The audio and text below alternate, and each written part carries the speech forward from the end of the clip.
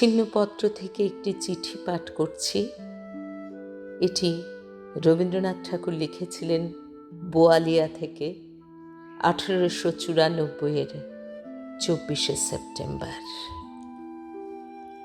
আমার স্বীকার করতে লজ্জা করে এবং ভেবে দেখতে দুঃখ বোধ হয়। সাধারণত মানুষের সংসর্গ আমাকে বড় বেশি উদ্ভ্রান্ত করে দেয়, আমাকে ভিতরে ভিতরে পীড়ন করতে থাকে।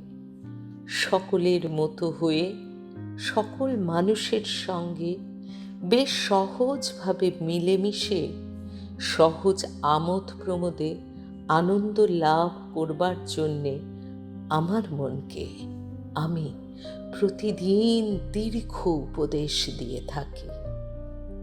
কিন্তু আমার চারিদিকেই এমন একটি গণ্ডি আছে, আমি কিছুতেই সে লঙ্ঘন করতে পারিনি। লোকের মধ্যে আমি নতুন প্রাণী, কিছুতেই তাদের সঙ্গে আমার সঙ্গে সম্পূর্ণ পরিচয় হয় না। আমার যারা বহুকালের বন্ধু, তাদের কাছ থেকেও আমি বহু দূরে। যখন আমি স্বভাবতই দূরে, তখন সামাজিকতার খাতিরে জোর করে নিকটে থাকা মনের পক্ষে বড়ই শ্রান্তিজনক। অথচ মানুষের সঙ্গ থেকে সম্পূর্ণ বিচ্ছিন্ন হয়ে থাকাও যে আমার পক্ষে স্বাভাবিক, তাও নয়। থেকে থেকে সকলের মাঝখানে গিয়ে পড়তে ইচ্ছে করে।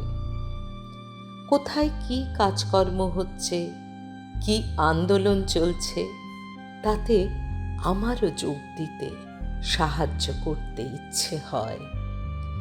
মানুষের সঙ্গের যে জীবনোত্তাপ, সেও যেন মনের প্রাণ ধারণের পক্ষে আবশ্যক।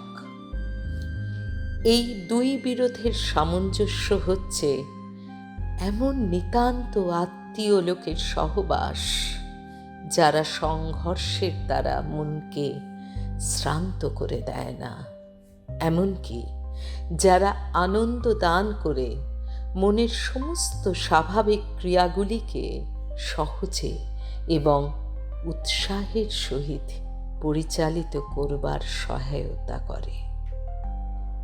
আজ এইটুকুই। নমস্কার।